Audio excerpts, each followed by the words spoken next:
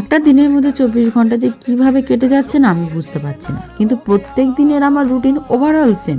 সকালের রুটিনটা তো একদম সেম টু সেম থাকে, সেখানে চেঞ্জেস খুব একটা কিছু পায় না। এই যে ঘুম থেকে ওঠা, রান্না বান্না করা, তারপর নাও রেডি হয়ে শ্লোককে নিয়ে স্কুলে যাওয়া।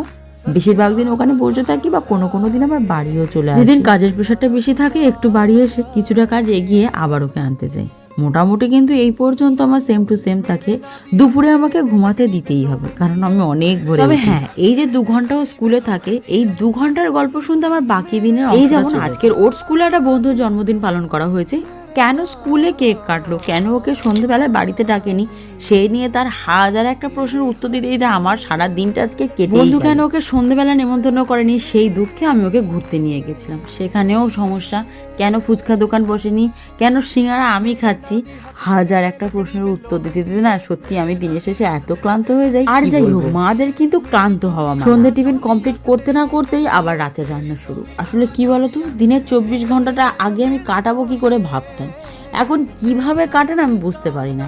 এই সকালে উঠলাম, আবার রাতে শুতে যাবো, মাঝখানে শুধু ভালো মুহূর্তগুলো জমে যায়।